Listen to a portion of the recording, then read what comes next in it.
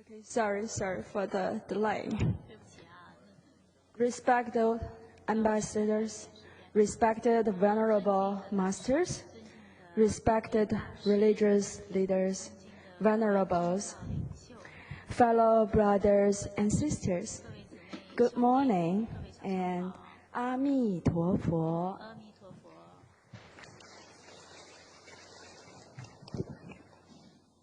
I need to say thank you to UNESCO, to the organizer, to everyone here to have such a great gathering. Today, my topic is a cultural heritage for all. A brief introduction to traditional Chinese culture. I hope that I can show you some traditional Chinese culture that is common cultural heritage that belongs to everyone in the world.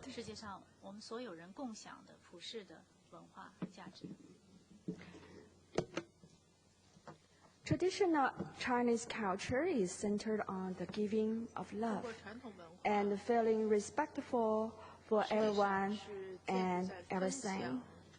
And Chinese philosophy believes that various schools of thought in the world manifest the concept of oneness in different ways. One may wonder, in an era of globalization and diversification, how can we achieve UNESCO's noble mission, build peace in the minds of men and women, through the revival of traditional culture? As we know, Toowoomba is a great city of multi-faith, multicultural harmony. Though she is a model city, please allow me to say that she is not the first one. We can find another model city some 1,300 years ago. Let's have a look at it. This is a picture. Its painting illustrated a group of foreign visitors converging on the newly established Han Dynasty in China in early 7th century. Many convoys, wearing unique attire, travel a long distance from Southeast Asia to Chang'an, the capital. So, besides these convoys from the south, early years in the 7th century also witnessed religious missionaries, including disciples of Prophet Muhammad and Christians from Chang'an, coming to Chang'an from the west. A cosmopolitan city was taking shape then. In Chang'an, the melting pot, diplomats and merchants from various countries live in harmony without sacrificing their lifestyles and traditions. This gives rise to a number of beautiful artwork that visualized the cultural diversity in Chang'an. This figure shows us a person from Middle East served the government of the time. This shows that people from Europe and the Middle East are enjoying their lives in China. There comes the question, why do Chinese respect people from different cultures? This is because of education. Over the centuries, Chinese respect Confucius' teachings. Confucius said to us, we should be nice to everyone under heaven, because all men are brothers. So, Chinese welcomed their friends from afar with respect and were eager to learn from them. One of the most first cultural assets that Chinese has learned from Europeans was Christianity. In the middle of 7th century, Emperor Taizong heard that Bishop Abraham was on his way to Chang'an. He received the bishop with highest respect. It is also demonstrated his respect for European culture. Upon the bishop's arrival in Chang'an, the emperor received him in person and asked him to preach the doctrine of Holy Bible. He was deeply impressed by the bishop's wisdom and invited him to stay in the palace and translated into Chinese. 3 years later, the emperor published his summary of Christianity by saying, "The ways to interpret the truth varies so that people of different cultural backgrounds can be enlightened in a way that suits him best." This explains why so many saints and sages have come to this world to alleviate all kinds of sufferings. So I can see Christianity is a very valuable education that will benefit our life and make our world a better place. Therefore, I encourage everyone under heaven to study it. These are Taizong's words. So here comes the religion, the meaning. Emperor Taizong's words of more than 1,300 years ago corresponds with the same of our forum and correspond the teachings of our teachers. There are many religions in the world, but they all manifest the same humanity. Religion is a principal education, important teaching, and the cultivation of humanity. At the request of Emperor Taizong, the bishop built the first church in China. This is a stele. It is 10 feet high. It was put in front of the church. It talks about the propagation of Christianity in China in 8th century and has both Chinese and Syriac words. So what it looks like? This is a landscape of Chang'an, capital of Tang Dynasty. A map shows a red circle. It was the location of the church. The church failed to survive the history, but another one nearby have been preserved. Let's have a look at it. This is the church. It is now under renovation.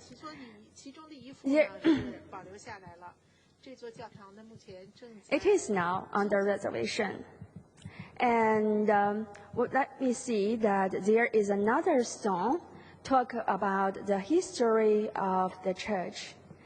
And it was set up around 7th to 8th century. So here comes the multiculturalism in China. Later on, Emperor Taizong, his son, Gaozong, acknowledged the contribution of Christian education in Chinese society and bestowed the bishop the master of the country. It is worth mentioning that despite the fact that both emperors were Buddhists and admirers of Taoism, they nevertheless showed great respect for Christianity and passionately support its preaching. The two emperors encouraged Chinese to be open-minded toward different faiths. This is a situation that happens in the past 1,300 years in China. In the year 1920s, after having visited China for months, British philosopher Bertrand Russell said, "In China, the incompatibility of different religions does not exist. Thanks to cultural inclusiveness in China, Russell said, Chinese population had been happy, and that foreign nations had no need to fear China, in spite of its immense population and resources. Why did Mr. Russell say so? It is based on his personal experience in China. He recalled that the Chinese have no wish to convert us to Confucianism. They say religions are many, but reason is one. And with that, they are content to let us go our way. Finally, Mr. Russell concluded that the continuity in Chinese civilization results from cultural inclusiveness. The contemplative wisdom enabled Chinese priests persists while all the other nations of antiquity have perished. The so-called contemplative wisdom here results from family education in China. Let me show you some respectable aspects of Chinese Muslims. In the 7th century, Prophet Muhammad told his followers, "Seek knowledge even to China," which is still a familiar saying to many Muslims in Southeast Asia today. How can Chinese Muslims succeed in thriving in China? One of the reasons is that they can teach women to be virtuous. This is the epitaph of Mi Jiuniang, daughter of Islamic merchant Mi Ning, who came to China from Middle East. The inscription was written in classical Chinese, praising the Lady Mi's virtues and dutifulness and obedience to parents, that she had impressed upon the Chinese neighborhood so much that a literati tries to write a lot of praising words for her. It reads, Mi Jiuniang was a woman of virtue, a role model for her female contemporaries to follow. This means that the Chinese girls in her community are encouraged to follow her example.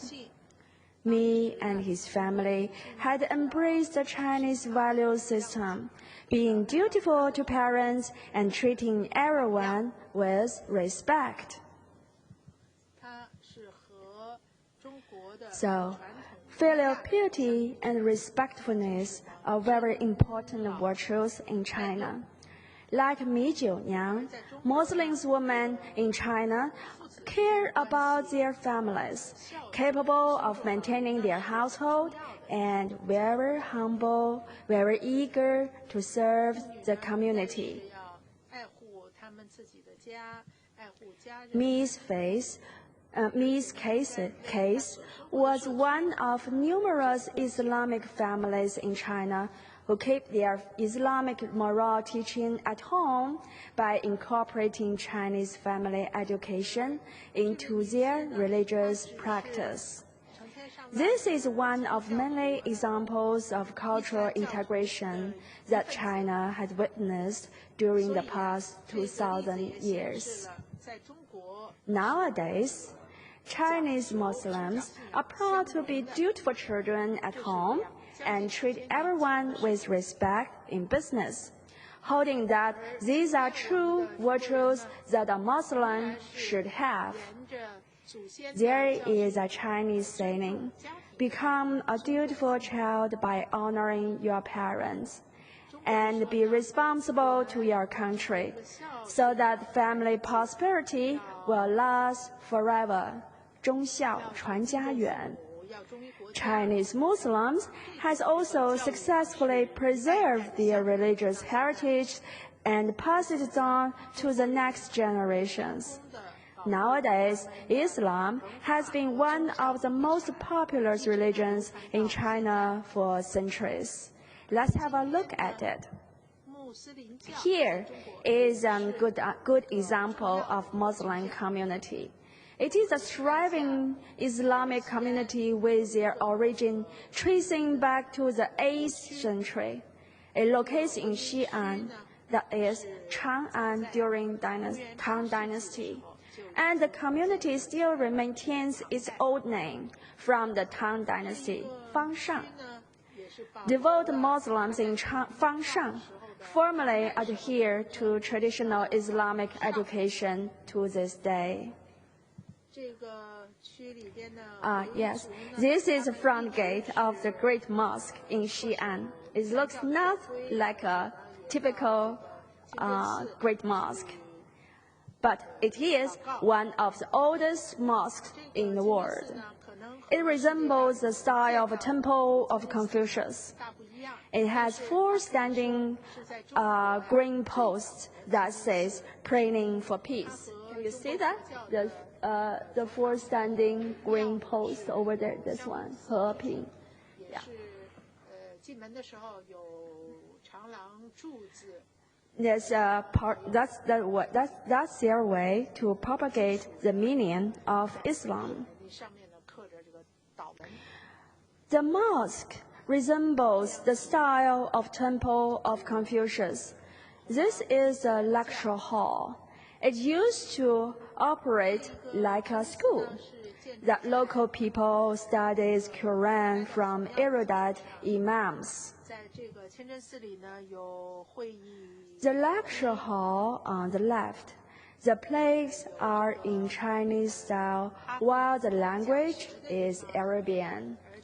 It visualized the cultural integration in the early days when Islam was introduced to Chinese people. The right is a Muslim praying in the mosque. The Islamic tradition has been well preserved in the community.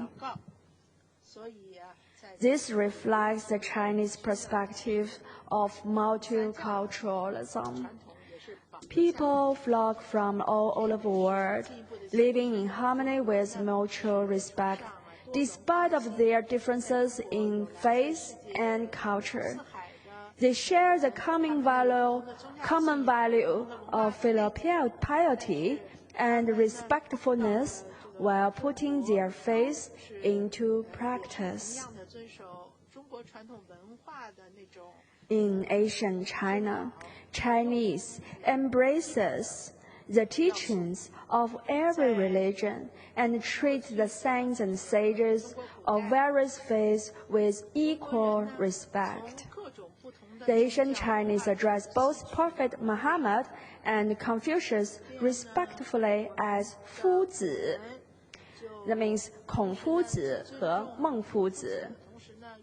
That means literal translation is the great teacher.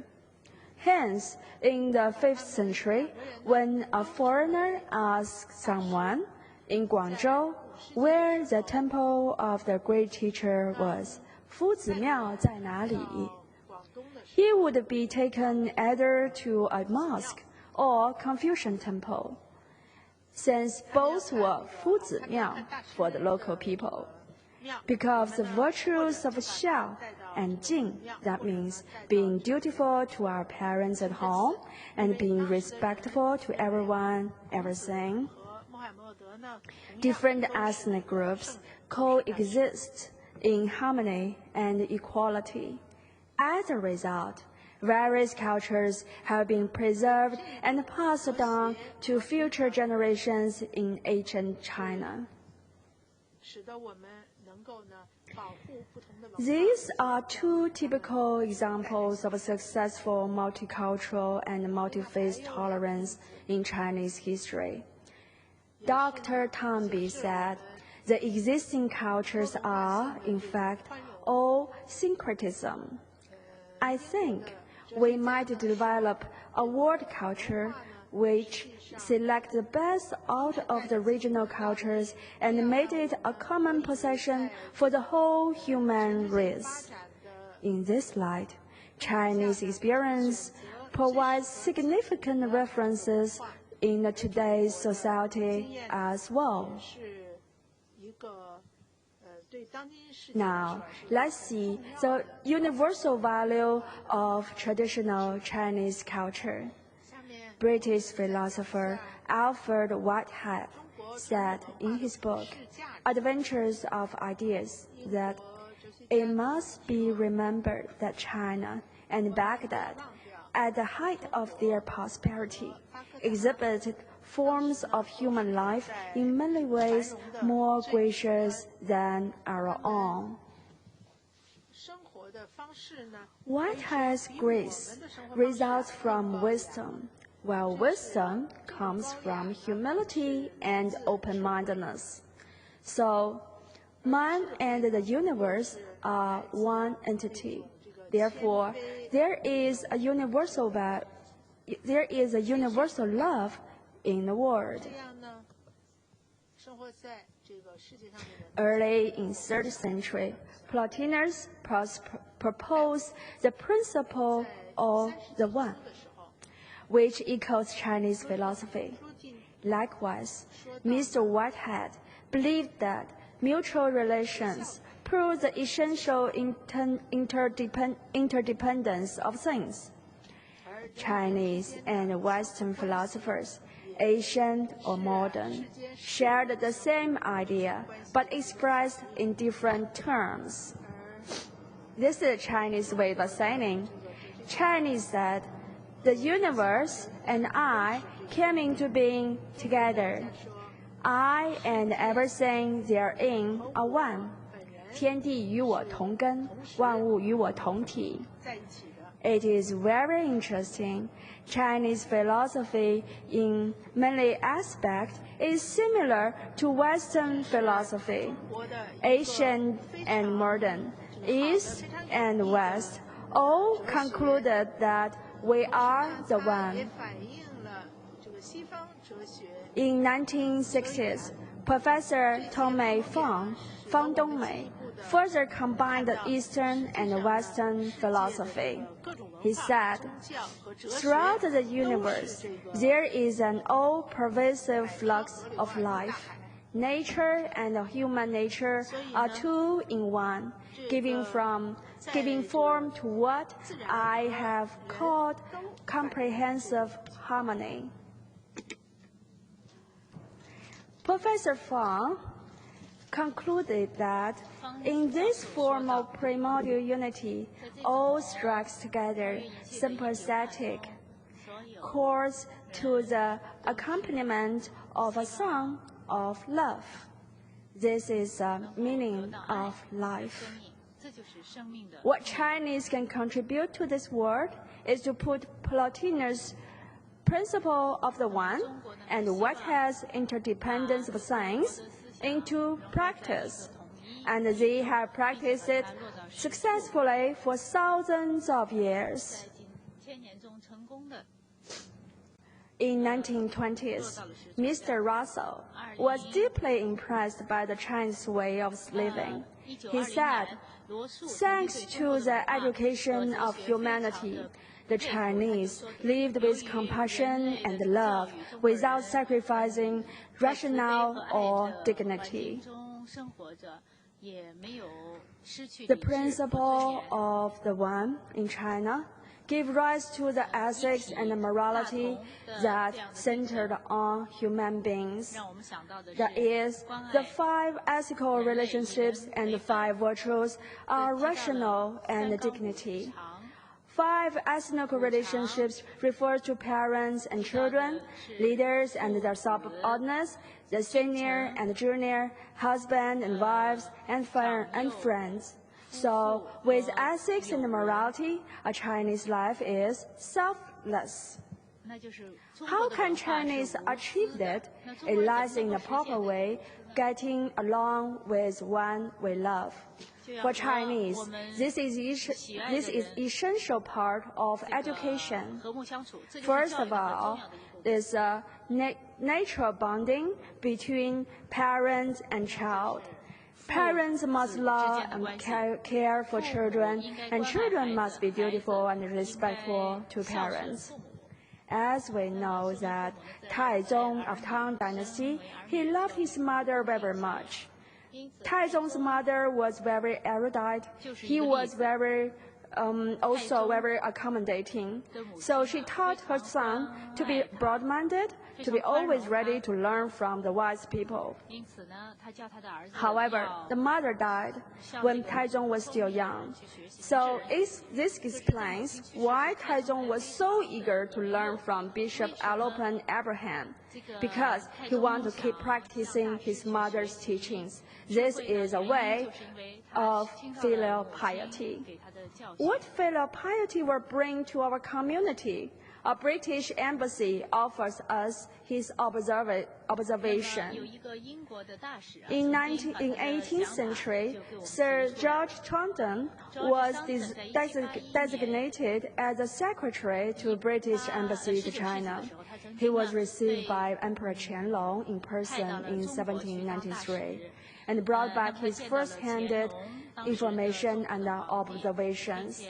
Let's have a look at them. Children is responsible to do housework and provide for his parents' maintenance and comfort. Failing to fulfill duty would be a failure, and everyone will dislike him, so it is not necessary to enforce it by law. The old pass their wisdom and experience to the young because they live together. Plain sentences of morals and are written up in the common hall where the male branches of family assembled. Someone, at least, is capable of reading them to the rest, so that everyone can understand what they're talking about, what the morality is. In almost every house, it is hanging up a tablet of ancestors, 祖先牌位. In conversation, old people often made references to the ancestors' good deeds and encouraging the young to follow. 追溯祖德.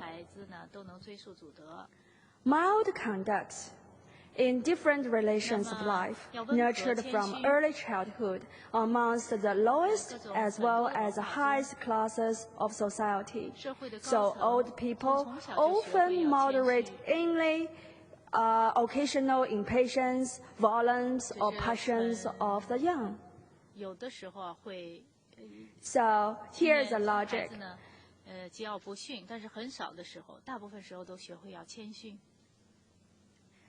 With unconditional love between parents and child, the natural bond of two generations gives rise to other virtues of humanity and ensures social stability. T. Respect for the proper order between elders and younger siblings. The youngers must respect the elder, while the elder should guide the young ones. Now let's see what Sir Taunton discovered in China. Descendants from the common lineage cannot lose sight of each other and seldom become indifferent to others' needs. Even the most distant kinsman, reduced to misery by accident or disease, can ask his kinsman for relief. And the third aspect is distinct responsibility between husband and wife. In a family, husband and wife play different roles. Men are the bread owners, and women are responsible for teaching their children. Such kind of lifestyle can still be found in Muslim communities in China, as I have shown just now. This is also what we can see in Sri Lanka. Most of Sri Lanka women stay at home to take care of their children. They often take their children to monasteries nearby to listen to masters' preachers. And the first one is integrity and fairness between leader and subordinates, and trustworthiness among friends and peers. Now let's see again what Sir George Staunton has discovered. Manners are stronger than laws, and therefore no beggars on the street. Even the disabled can have some means to support themselves thanks to help of their contemporaries in the community. Following the principles of 5 ethical relationships give rise to 5 virtues. Let's see them. Benevolence, righteousness, propriety, wisdom, and trustworthy. Actually, these are common values that every ethnic people can have. For example, Prophet Muhammad taught us Allah, the true God, is indeed merciful. This is benevolence.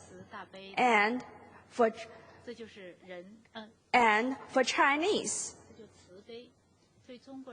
practice the mercifulness by fulfilling their filial duty to parents and giving sincere fraternal love to siblings and friends.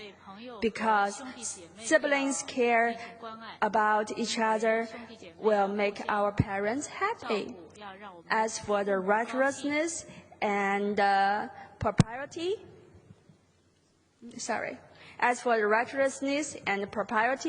we can see that German writer and statesman Johann Wolfgang von Goethe, he said that righteousness and propriety are 2 peaceful powers in the world. So we can see, as for the another universal value is humility of Saint Mary. Saint Mary's virtue of humility is emulated by Catholics. This is also regarded as one of the most important virtues in China. So, Chinese cultivate the virtue of humility through civility, respecting everyone, and being accommodating. As Bishop Follow said yesterday, that we should respect our teachers. So it is also true to Chinese that our teachers are the most respectable people in our life. Bacon said knowledge is power, and Chinese prove that virtues are also powerful. And Buddha, the education of Buddhism aims at wisdom. And a famous American statesman has his words on the trust. Henry Stevenson said, "The chief lesson I have learned in a long life is that the only way you can make a man trustworthy is to trust him." So, again, we are the one. Now, it comes a question, how to instill these virtues to our children? Education is essential. There is an Arabian saying that mother's mind is the first book for our children. Chinese care about their mother's mindset during pregnancy because Chinese said we should teach our children before birth. It is said that the pregnant woman should purify her mind, speak positively, and refrain from improper conduct. So the baby will have a good characters. When the baby is born, Chinese parents also have a ready-made code of conduct to guide the children.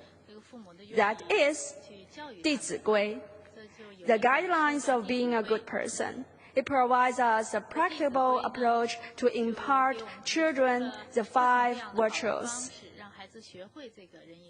Dr. Arnold Toynbee said in 1970s that he was anticipating the restructured code of living, a more humane attitude to life, and a renewal of compassion and love.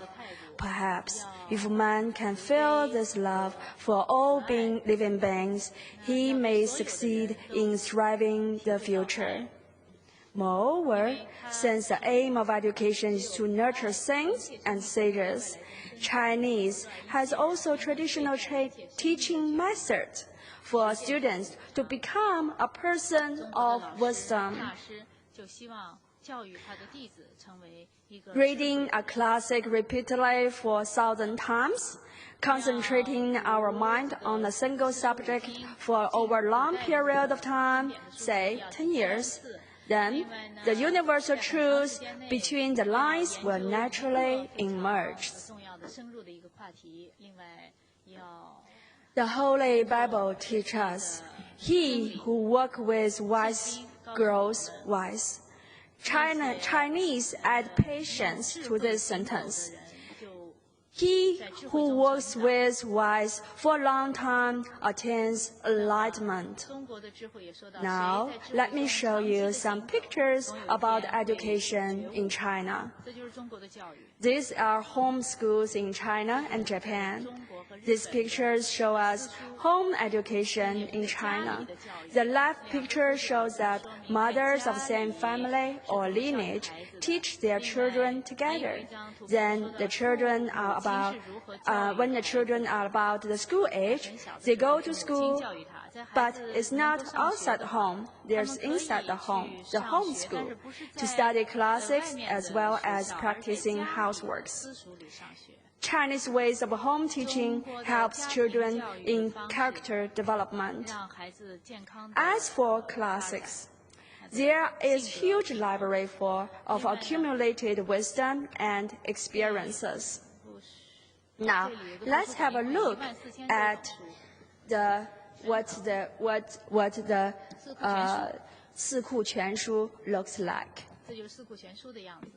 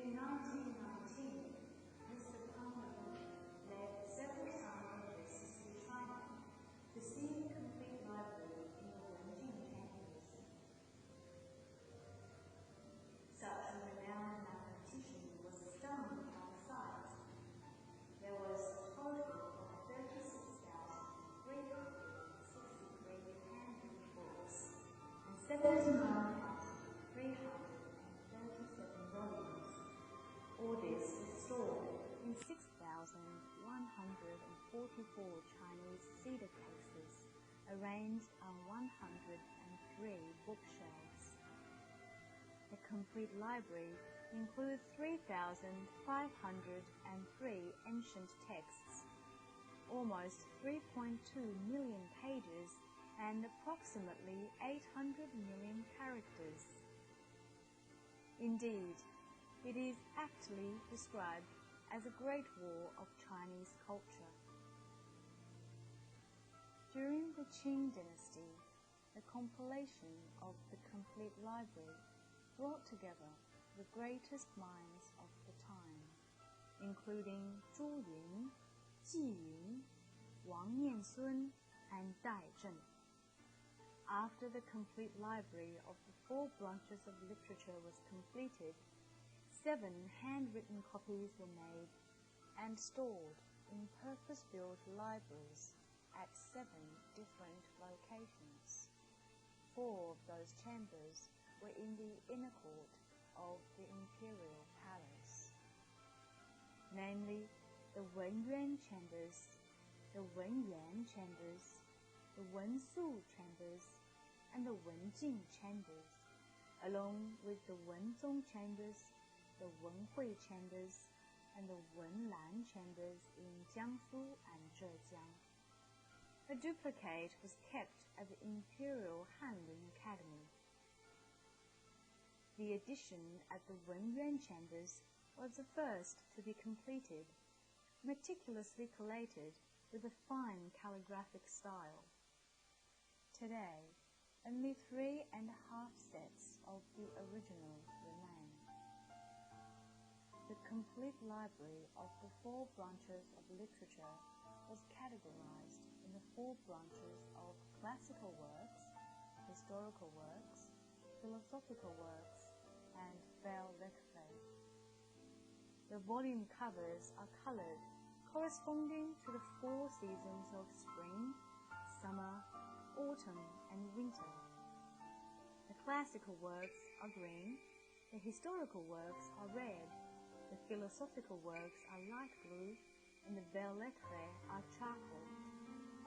The index volume cover is imperial yellow.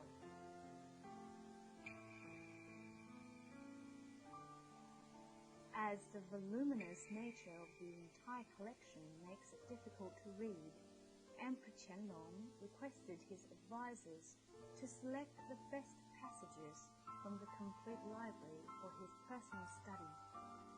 This compilation became the selections from the 4 branches of literature.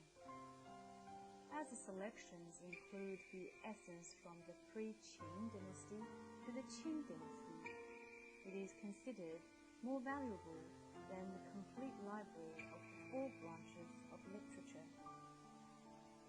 The complete library is not only a collection of China's ancient texts throughout the generations, but also includes many works of European authors, for example, Xinfa Suanshu, which is evidence of intercultural exchange. Thus, the complete library of the 4 branches of literature is both a cultural heritage of China and a cultural treasure of the world.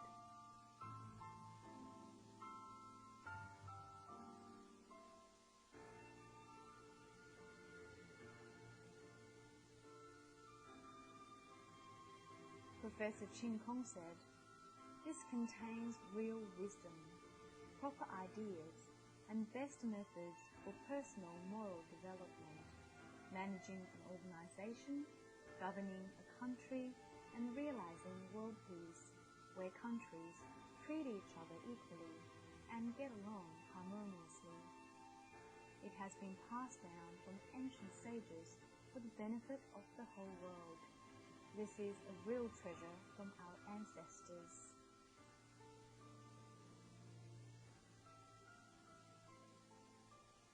As photolithographically reprinted copies of the complete library and selections are in circulation in China and Taiwan, they are unlikely to be lost. The key to studying them is being able to understand the Chinese characters and classical Chinese. What is now critically needed is to train and develop sinologists to translate the books into various modern languages. This will enable the world to resolve social conflict and realize lasting stability and peace.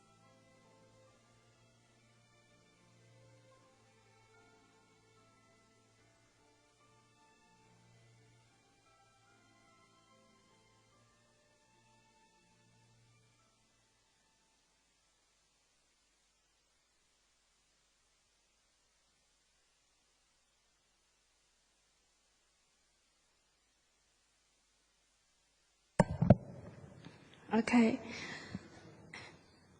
So just now we have a look of the Chinese libraries, and we have a huge collection of the previous records. But for there's another aspect we should note, that the power of the Chinese language, that means classical Chinese. For 1,000 years, Chinese ancient writing system has served as a reliable tool to preserve valuable cultural heritages. Japanese monk Ernie Yuanren traveled in China in 9th century and recorded his trip to literate Chinese, that means in classical Chinese, making his book one of the most important classics in his motherland, Japan. Though he was written in Chinese, her target reader was his Japanese, his students. And another example is from Korean. The Korean monks has a long-time tradition to write everything, especially the important theses, in classical Chinese, in order to pass them down to future students. Some of his books were brought to China and become references for Chinese scholars. His name is Yuan Xiao Wenhou. Recently, Venerable Master Ching Kong also expounded on some of his words in his lectures. This is cultural communication that surpasses time and space. So, as Bertrand Russell once said, the Chinese nation is patient. It thinks of centuries as other nations think of decades. It can be imagined that our forefathers must have always thought about us, so that they can invent this kind of a tool to preserve their wisdom. This is Ren benevolence, the philosophy of oneness. So it is time for us to do the same, so that our offsprings will talk about our legacy 1,000 years later. So let me finish my presentation on the way to become an international citizen that will be the legacy for the descendants of 1,000 generations away. This is a lesson we have learned from Emperor Taizong and Chinese Muslims, because it is time for us to think about everyone under the heaven. First is to give our universal love, 发大心. Then, to become a virtuous person. To be familiar with Chinese characters and classical writings, especially for those who want to preserve their cultural legacies. As His Excellency, Ambassador Neil Toki said yesterday, cultural diversity is at stake because of globalization. Using Chinese classical writing as a means to record the valuable thoughts for sake of our offsprings and for sake of perpetuating the cultural legacies. This provides us a solution to cherish our cultural diversity. And next, to teach as learning. That's 修大行 and to attain the goal of enlightenment, 正大果. This is what our master has told us. This is the best if we can attain the ultimate goal of enlightenment. This will be the best contribution of an individual can contribute to the peace of our world. So, by teaching our children in a proper way, Chinese has successfully popularized the teaching of sages and enlightened numerous students who eventually became sages themselves. And Joseph Needham said, the more we study Europe-American culture and traditional Chinese culture, the more do they seem like two different symphonies by two different composers using identical fundamental melodies. So we are the one. All men are brothers. This is why we say that Chinese culture is a heritage for all. So, may the peace and prosperity with the world forever. May the happiness be with everyone, and may every cultural heritage be with us forever. Thank you. 让所有的人都幸福，文化的遗产呢能够永久的传承下去。